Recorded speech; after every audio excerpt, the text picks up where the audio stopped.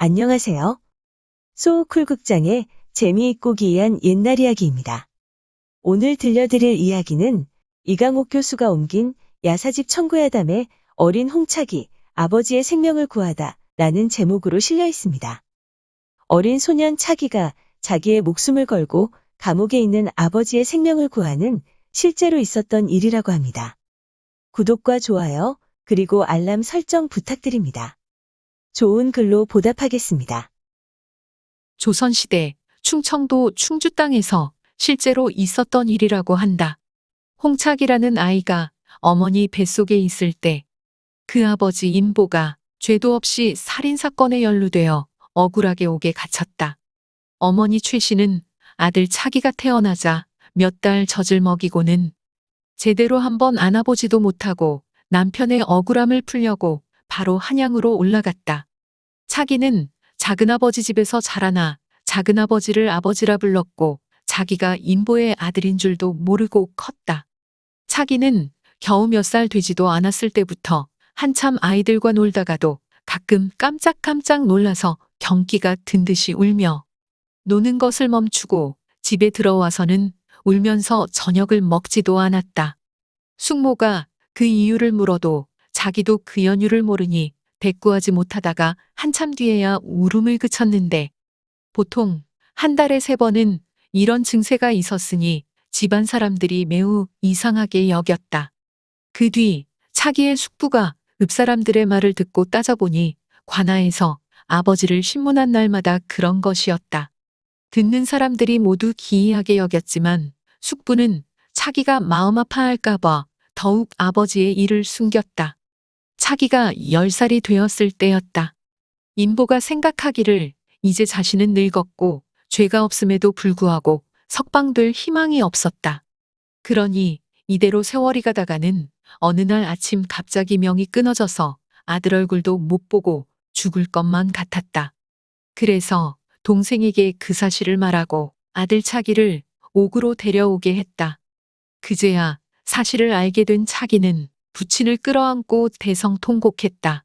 그러고는 그때부터 주변 사람들의 만류에도 불구하고 읍내 한쪽 구석에 있는 폐가에서 보리죽으로 끼니를 때우고 거적대기를 깔고 자면서 산에 가서 뗄나무를 해다가는 장날에 팔아서 그 돈으로 쌀과 반찬을 구해서는 옥에 있는 부친의 음식 수발을 했다. 인보의 처, 최 씨는 한양에서 몇 년이나 머물며 여러 번 임금에게 상소문을 올렸으나 아무런 회답을 받지 못했다. 물론 시골 농사꾼의 아내인 최 씨가 한문을 알 리가 없었다. 그녀는 한양 칠패 시장을 다니면서 온갖 허드렛 일을 해서 돈을 모았다. 먹지도 입지도 않고 그렇게 1년을 모아야만 겨우 상소문 하나를 작성할 돈을 만들 수 있었다. 쑥대머리를 한 채 그렇게 반은 정신이 나간 것처럼 동동거리며 살다가 아무도 읽지 않고 중간에 버려버리는 상소문 몇 편을 올리고는 어느 해 눈보라치는 겨울날 경복궁 근처에서 노숙하다가 가슴에 한을 품은 채 얼어 죽고 말았다. 차기는 어머니의 시신을 고향으로 모셔다 장례를 치르고 나서 아버지를 뵙고 통곡하며 말했다. 어머니는 아버지의 억울함을 풀어드리려 했지만 끝내 이루지 못하고 한을 품고 돌아가셨습니다. 장성한 자식이 없으니 소저가 나서겠습니다. 비록 제가 어리기는 하지만 소저가 아니면 누가 아버지를 사지에서 구하겠습니까? 아직 어리고 약하다며 아버지가 허락하지 않았지만 차기는 몰래 빠져나와 한양까지 300리길을 걸어서 올라갔다. 가서는 신문고를 두드렸지만 역시 회답은 없었다. 차기는 그때부터 한양에 눌러앉아 노숙하면서도 아버지의 구명을 위하여 고향으로 돌아가지 않았다. 다음해 여름, 큰 가뭄이 들자 임금은 혹시라도 죄 없이 무거운 벌을 받은 죄인이 없는지 살펴보라고 어명을 내렸다. 이 소식을 들은 차기는 궁궐 아래 엎드려 있다가 조회에 들어가는 공경대부들을 만나면 아버지의 원한을 풀어달라고 울면서 호소했다. 이렇게 20여일이 지나자 구경하던 사람들이 모두 감동해 그에게 밥을 가져와 먹여주기도 하고 그의 머리를 빗겨 이를 잡아주기도 했다. 형조 판서가 죄인에 대해 의논하고자 임금을 아련하던 중에 홍차기 소년의 일을 임금께 아뢰었다. 이 말을 들은 임금이 측은하게 여겨 관찰사에게 명해 사정을 자세히 조사해 보고하도록 했다.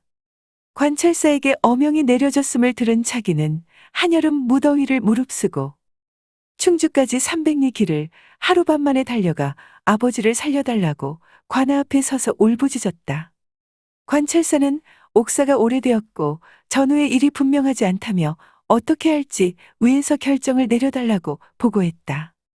관찰사가 임금께 보고하려는 사실을 평소에 그를 불쌍하게 여긴 아전에게서 들은 차기는 역마보다 앞서 달려가다가 한양까지 100리를 남겨두고 사타구니에 종기가 생겼다. 차기의 처지가 측은하다고 여겨서 같이 가던 사람들이 잠시 머물러 종기를 다스린 다음 가자고 했지만 차기는 듣지 않았다. 병을 무릅쓰고 안간힘을 다해 대궐 앞에 이르러 엎드리니 종기가 크게 도졌다. 거의 나흘 동안이나 인사불성이 되어 멍석위에 누웠는데 때때로 벌떡 일어나 물었다. 우리 아버지 살아나셨어? 차기 소년이 아버지의 목숨을 염려하다 죽기에 이르렀다는 말을 들은 임금은 차기의 아버지가 억울하다고 여겨 방면하라고 어명을 내렸다. 사면이 내려지자 옆에 있던 사람이 알려주었다. 정신이 가물가물하던 중임에도 차기는 크게 기뻐하며 외쳤다. 정말이요? 우리 임금님께서 이토록 너그러우시다니. 임금이 내린 사면의 글을 읽어주자 차기는 눈을 크게 뜨더니 경복궁을 바라보면서 크게 3번 절을 했다. 그러고는 두 손을 들어 천지신명의 3번 축수를 드리고는 마침내 벌떡 일어나 춤추며 말했다. 우리의 아버지 살아나셨네. 우리의 아버지 살아나셨네. 그러고는 바로 쓰러져 정신을 잃고 아무 말도 하지 못했다. 이날 밤 차기는 결국 죽었다. 이때 그의 나이 14살이었다. 아버지가 감옥에 갇히던 해에 태어나 아버지가 감옥에서 나오던 날 죽었으니 조선 팔도 경양각지에서 홍차기 소년의 이야기를 듣고 눈물을 흘리지 않는 사람이 없었다. 들어주셔서 고맙습니다. 용어 설명에 올리겠습니다. 소자는 아들이 부모를 상대하여 자기를 낮추어 이르는 말입니다. 신문고는 1402년 상소를 위하여 궁궐방 물루에 달았던 북입니다. 신문고는 최후의 항고시설로 임금의 직속인 의금부 당직청에서 주관하여 북을 치는 자의 소리를 임금이 직접 듣고 처리하도록 하였습니다. 신문고는 형식상 조선에서 민의상달의 대표적인 제도였습니다. 그러나 실제로는 신문고의 이용은 주로 한양의 관리들에게만 한정되었으며 본래의 취지와는 달리 평민이나 노비 또는 지방관민에게는 효용이 없었다고 하는군요. 경기는 어린아이에게 나타나는 증상의 하나입니다. 풍으로 인해 갑자기 의식을 잃고 경련하는 병증입니다. 쑥대머리는 머리털이 마구 흐트러져 몹시 산란한 머리를 말합니다. 아련은 높은 사람을 찾아뵙는 것을 말합니다. 관찰사는 조선시대에 둔 각도의 으뜸 벼슬입니다. 그 지방의 경찰권, 사법권, 징세권 따위의 행정상 절대적인 권한을 가진 종이품 관직입니다. 참고문헌 및 자료 출처 설명에 올리겠습니다. 편자미상의 청구야담이 모본입니다. 이강옥 교수가 옮긴 청구야담 학원에 있는 어린 홍차기가 아버지의 생명을 구하려고 신문고를 울리다를 빌렸습니다. 미디어 리터리시의 기사 억울하다면 두드리시오를 참고했습니다. 또 한국학중앙연구원, 한국민족문화대백과사전, 한국콘텐츠진흥원, 문화콘텐츠닷컴, 한국민속박물관, 한국민속대백과사전의 사진과 기사를 참고했습니다. 그리고 위키백과와 나무위키의 기사와 사진도 참고했습니다.